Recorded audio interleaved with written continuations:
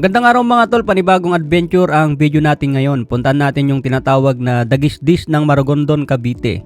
Malapit lang ito mga tol, hanapin lang sa Waze ang Dagisdis. Maganda naman yung daanan nila, sementado at malinis. Tignan po natin kung ano ang pwedeng makita sa loob niyan. Pwedeng isama ito sa listahan mga tol sa mga naghahanap ng pasyalan. Alright. Ayan mga tol, pag nakita nyo tong daan na to, layong mabilog, tapos to Dagisdis. Yan, pasok tayo rito.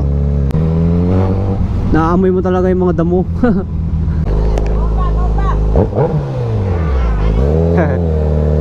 Ganda ng daan ha, men.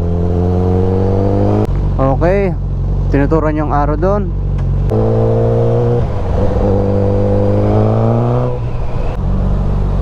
Dito. Ayun o, Dagisdis. Tignan natin yung sinasabi ng pasyalan, men, kung ano yung makikita dito. Okay mga tol, ito na yung view. Pag entrance muna tayo mga tol, 150 pesos per head. So medyo may kamahalan pero maganda yung view. Ayan. May duyan-duyan tayo. Sinubukan din natin magduyan. Nakaka-relax din naman yung mga bundok, may mga puno eh.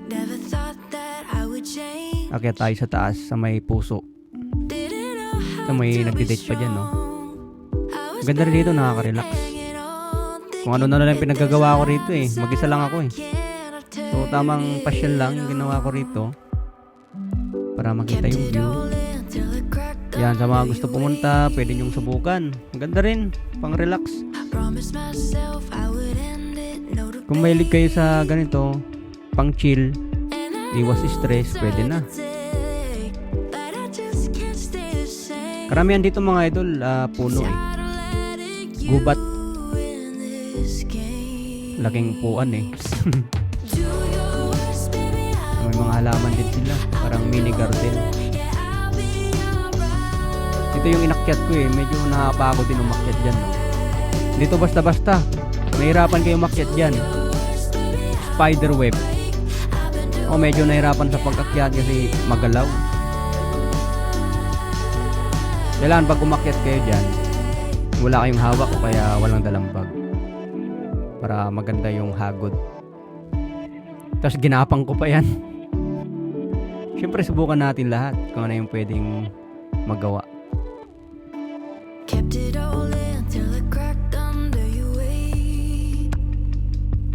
Medyo mataas din kasi siya eh.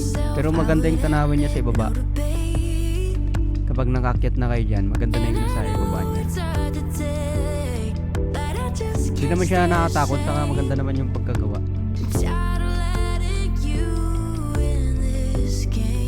Pwede yan mag-date kayo. Pag mag-jowa, sarap yan mag-date. Sabay halikan ba? Sarap mag-relax. Tamang tambay lang muna habang walang magawa.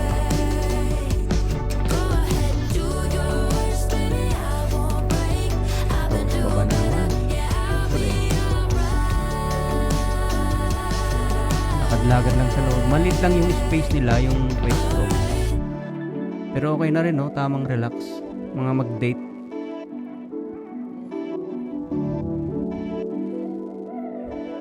Pag mga mag-jowa, maganda rito eh.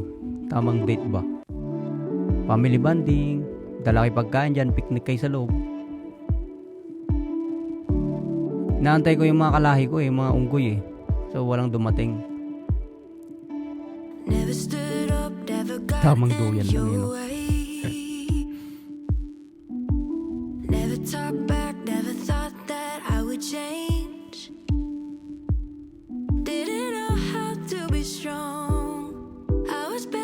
Ganda yung ano niya, no, sa ibaba.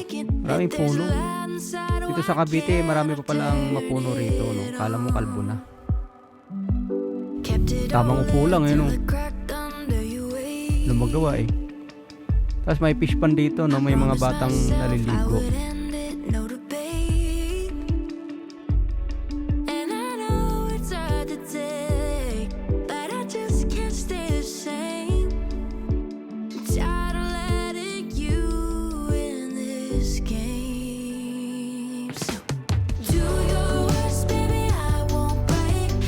Maganda rito, dala kayo pagkain.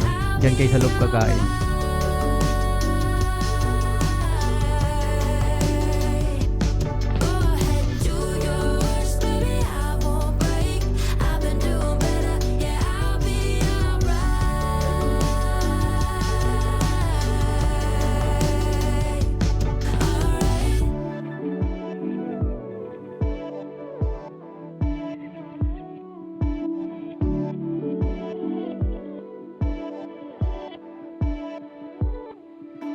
Kept it all in till it cracked under your weight. I promised myself I would end it, no debate. And I know. Alright, bye-bye.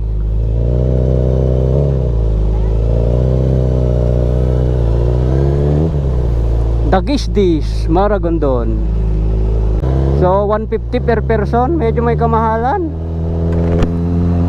Oh, ayan, yung mga pinakita ko mga tol, yun yung pwede nyo makita rito sa Dagisdis. So, kung balak nyo pumunta rito, alam nyo na kung ano yung pwedeng makita. Okay mga tol, pauwi na rin lang tayo. So, hanggang sa ulitin. Ride safe tayo palagi and God bless po sa lahat. Alright, so saan naman yung next destination natin?